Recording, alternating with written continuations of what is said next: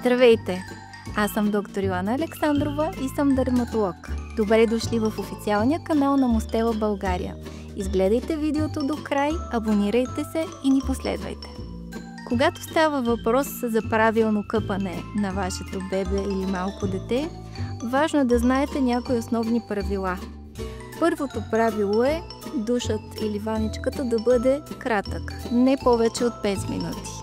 Ако използвате ваничка, добре е да поставите вътре в ваничката от измивно олио, което ще предпази кожата от вредните въздействия на понякога доста агресивната вода.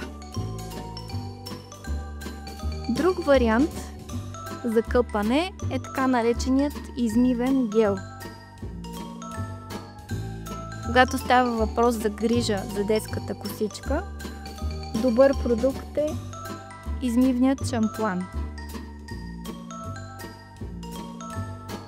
След къпането, добре е бебето да бъде подсушено с нежни движения, така нареченото потупване с хавлията. Избягвайте да бършете бебето агресивно. По този начин допълнително нарушавате целостта на така наречената кожна бариера.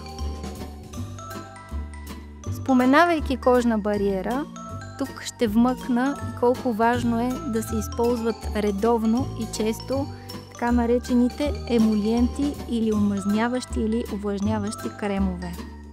Такъв е емолиентният крем Стелатопия Плюс.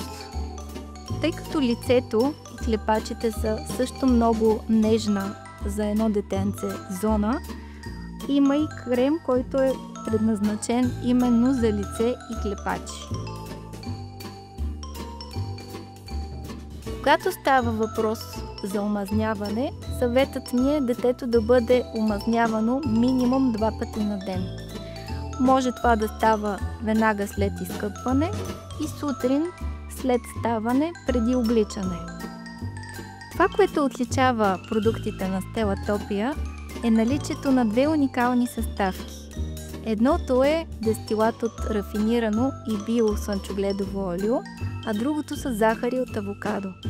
Двете съставки имат клинично доказана ефективност, висока толерантност и са дерматологично и педиатрично тествани.